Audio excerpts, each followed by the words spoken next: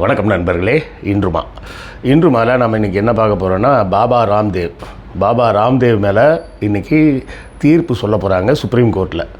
அவர் செய்த குளறுபடிகள், ஃப்ராடுத்தனங்கள் எல்லாத்துக்கும் சேர்த்து இன்றைக்கி இறுதி தீர்ப்பு வரப்போகுது. அந்த தீர்ப்பு என்ன, அவர் என்ன கோல்மால்லாம் பண்ணார் அப்படிங்கிற விஷயத்தை தான் நம்ம இன்றைக்கி பார்க்க போகிறோம். அப்புறம் நண்பர்களே, புத்தகம் வாங்குவதற்கான வழக்கமான ஒரு கோரிக்கை. நம்ம இந்த வினோத வாய்ஸ் சேனல் மானிட்டைஸ் ஆகிடுச்சு, எல்லாம் உங்கள் அன்பின் ஆதரவும் காரணமாக. அதனால் இப்போ இதில் விளம்பரங்கள் வருது. ஆனாலும் இந்த விளம்பரங்களின் மூலம் வரக்கூடிய வருமானம் நம்ம கேஆர்வி சேனலில் வந்த அளவுக்குலாம் ஒன்றும் வராது. அதோட கம்பேர் பண்ணால் 1/10 பங்கு வந்தாலே ஜாஸ்தின்னு வச்சிங்களேன். உங்கள் ஆதரவு தொடர்ந்து எங்களுக்கு வேண்டும். புத்தகங்கள் வாங்கினீங்கன்னா அதை கொண்டு இந்த சேனலை நடத்துவதற்கு இன்னும் கொஞ்சம் சிறப்பாக நடத்தலாம். செய்திகளையும் இன்னும் அழகாக சேகரித்து கொடுக்கலாம். ஸோ இல்லை சார், பணம்லாம் கேட்காதீங்க சார். நம்ம பணம்லாம் கேட்குறது கிடையாது. நம்ம கேட்குறது என்ன கேட்போம், புத்தகங்கள் வாங்கி அதன் மூலமாக வருவாயை வைத்து நடத்துகிறோன்னு தான் சொல்கிறோம். இல்லை சார், புக்கெல்லாம் வாங்குறதுக்கெல்லாம் இப்போதைக்கு முடியாது சார், படிக்கிறதுக்கே எனக்கு நேரம் இல்லை சார் அப்படி இப்படின்னு நிறைய பேர் சொல்லலாம். வெளிநாடு வாழ் மக்கள் நீங்கள் புத்தகங்கள் வாங்கணும்னா முடிஞ்ச நேரம் வாங்கினாலும் வாங்குங்க. இல்லை வேண்டாம் அப்படின்னா அமேசான்லேருந்து கிண்டில் வெர்ஷனே நீங்கள் எடுத்து படிச்சுக்கலாம். பாபர் நாமா வர உள்ள எல்லா புத்தகங்களும் அமேசான் கிண்டிலில் கூட இருக்குது. இது எல்லாம் எதுவுமே முடியாதுன்னா கூட இந்த வீடியோக்களை ஷேர் பண்ணுங்கள். ஷேர் பண்ணாலே அதுவும் ஒரு வகையால் ஆதரவு தான். லைக் போடுங்க, கமெண்ட் போடுங்க, எல்லாமே ஆதரவு தான். ஸோ ஏதாவது ஒரு வகையில் எங்கள் சேனலுக்கு தொடர்ந்து உங்கள் ஆதரவை கொடுத்து கொண்டே இருங்க. பாபா ராம்தேவ் யார்? இந்த ஆள் இவரை யாருக்கும் முதல்ல தெரியவே தெரியாது. இந்த அண்ணா ஹசாரேன்னு ஒரு ஆள் வந்தார் பார்த்தீங்களா, ஒரு போராட்டத்தை ஆரம்பிக்கிறோம் அப்படின்னு சொல்லி அதை வச்சு தான் மோடியை 2014 கொண்டாந்து உட்கார வச்சாங்க. அதிலேருந்து பிரிஞ்சு போய் தான் அரவிந்த் கெஜ்ரிவால்லாம் வெளியே வந்தார். இப்படி பல்வேறு வேலைகள் நடந்தது காலகட்டத்தில் லைம்லைட்டுக்கு வந்த முக்கியமான ஒரு ஆள் இந்த பாபா ராம்தேவ் அப்படின்ற ஒரு சாமியார். இந்த பாபா ராம்தேவ் ஒரு யோகா டீச்சர், அவ்வளோதான். சரியா? யோகா கற்றுக்கிட்டுருக்காரு, யோகா சொல்லிக் கொடுப்பாரு அப்படின்ற அளவில் மட்டும்தான் இருந்தார். இந்த அண்ணா ஹசாரேயோட போராட்டத்தில் அவரும் கலந்துக்கிட்டு அதில் ஏதோ தடியடியெல்லாம் நடந்தது அப்படின்னாங்க. அந்த நேரத்தில் சுடிதார் போட்டு எஸ்கேப் ஆகி ஓடினார் அப்படின்லாம் செய்திகள்லாம் வந்தது. அது அண்ணா ஹசாரே போராட்டமாக இல்லை இந்த ஆள் தனியாக ஏதாவது போராட்டம் பண்ணாரான்றது எனக்கு நினைவில் சரியாக இல்லை. நினைவில் சரியாக இருக்கும் நண்பர்கள் கமெண்ட்டில் சொல்லுங்கள், நானும் தெரிஞ்சுக்கிறேன். மறந்துட்டேன், வேறு ஒன்றும் இல்லை. அண்ணா ஹசாரே போராட்டம்ன்றது தான் என்னோடய wake memory. Memory can be wrong. அந்த காலகட்டத்தில் பிரபலமாகக்கூடிய நபராக இவர் வர்றாரு. அதை தொடர்ந்து என்ன பண்ணுறாரு, பதஞ்சலி அப்படின்னு சொல்லிட்டு ஒரு கம்பெனி ஆரம்பிக்கிறாங்க. அந்த கம்பெனி ஆரம்பித்து எல்லாமே பார்த்திங்கன்னா நாங்கள் நேச்சுரல் ப்ராடக்ட் அப்படின்னு சொல்லி டூத் பேஸ்ட்டில் ஆரம்பித்து டூத் ப்ரஷ்ஷில் ஆரம்பித்து மூஞ்சிக்கு போடுற பவுட்ரு, அது சத்து மாவு, அது இதுன்னு அங்கங்கே எல்லா இடத்துலையும் பதஞ்சலி ஸ்டோர் அப்படின்னு சொல்லி, அதாவது பொதுவாக இந்த எஃப்எம்சிஜி ப்ராடக்ட்ஸ்ன்னு சொல்கிறாங்க பார்த்தீங்களா, ஃபாஸ்ட் மூவிங் கன்சியூமர் குட்ஸ். அது என்ன பண்ணுவாங்க அப்படின்னு சொன்னால் இருக்கக்கூடிய மார்க்கெட் செட்டப்பை தான் யூஸ் பண்ணுவாங்க. அதாவது ஒரு கம்பெனி என்ன பண்ணும், தயாரிப்பாங்க ஒரு குறிப்பிட்ட பொருளை. ஒரு ஷாம்புவை தயாரிக்கிறாங்கன்னா ஹோல்சேலாக தயாரித்து அதை பாட்டில் பண்ணுவாங்க. பாட்டில் பண்ணி அந்த பேக்கிங்கில் போட்டு என்ன பண்ணுவாங்க, ஒரு சூப்பர் ஸ்டாக்கிஸ்ட் அப்படின்னு சொல்லி ஒரு ஸ்டேட்டுக்கு ஒருத்தரை நியமித்து அவருக்கு ஒரு பர்சன்டேஜ் கமிஷன் கொடுத்துட்டு அங்கே அவரோட குடோனில் கொண்டு எல்லாத்தையும் வச்சுருவாங்க. அதுக்கப்புறம் அவங்களோட சேல்ஸ் டீம் இருக்கும். அந்த சேல்ஸ் டீம் என்ன பண்ணுவாங்க, ஒவ்வொரு ஏரியாவுக்கும் டீலர் சில பேர் டிஸ்ட்ரிபியூட்டர் டீலர் நியமிப்பாங்க. இல்லைனா ஸ்ட்ரெயிட்டாக வெறும் டீலரே போட்டுருவாங்க. சூப்பர் ஸ்டாக்கிஸ்ட்லேருந்து டீலருக்கு வரும். டீலர் என்ன பண்ணுவார், கடைக்கு கொண்டு போய் சேர்ப்பார். சரிங்களா? அப்படி தான் இந்த விற்பனை மாடல் எப்பவும் நடக்கும். இவர் என்ன பண்ணுறாரு, அதுலேயும் ஒரு ஃப்ராடுத்தனம் பண்ணுறாரு. மக்களை எப்படிலாம் ஏமாத்துறாங்கன்னு பாருங்கள்.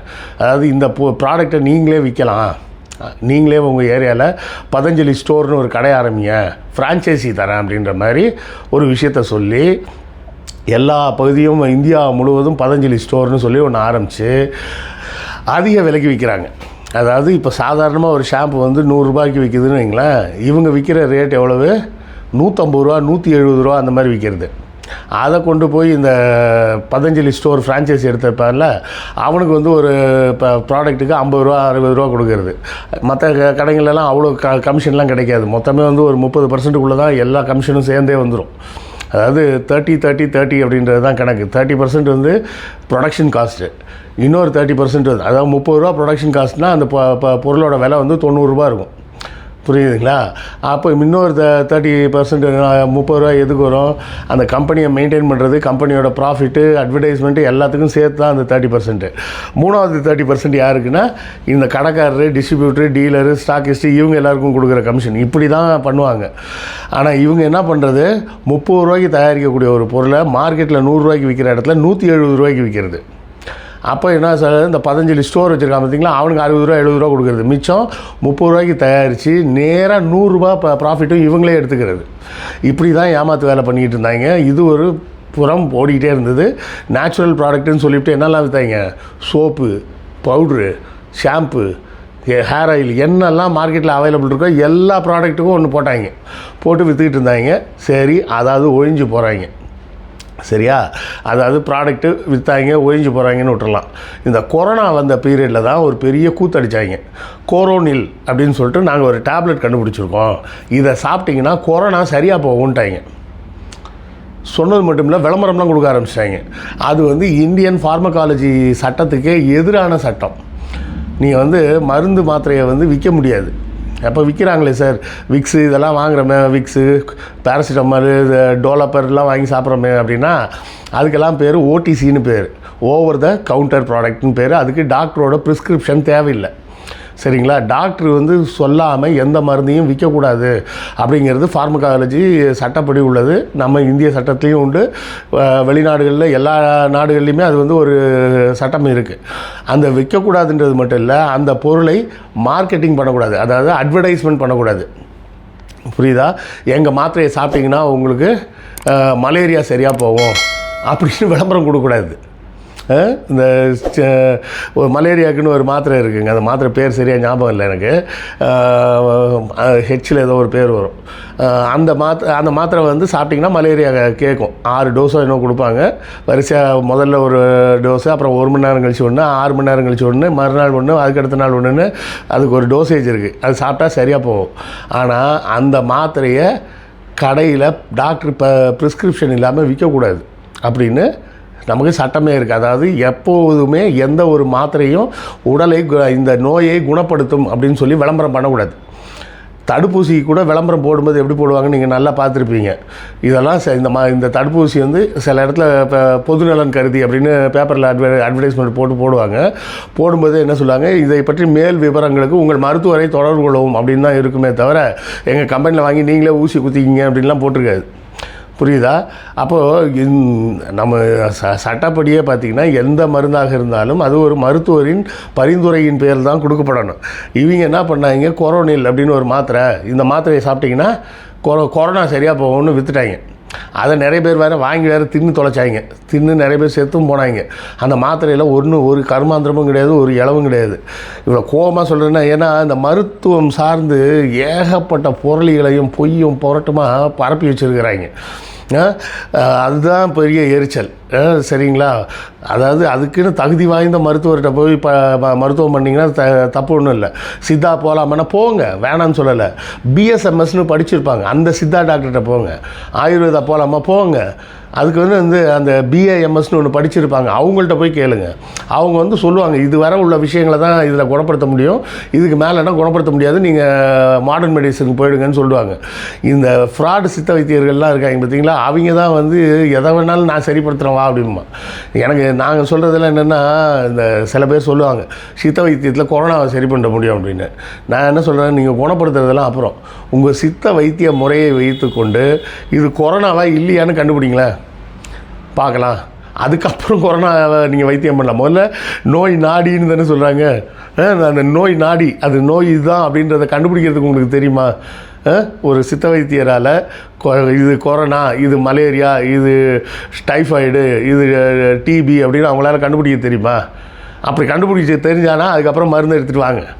சரியா? மக்கள்கிட்ட நான் திரும்ப திரும்ப சொல்கிறது இதுதான். நோயை கண்டுபிடிக்கும் திறனே இல்லாத இந்த மருத்துவர்கள் எப்படி அவர்கள் கொடுக்கும் மருந்து உங்களுக்கு கேட்கும்னு நினைக்கிறீங்க? கண்டிப்பாக குணப்படுத்தாது.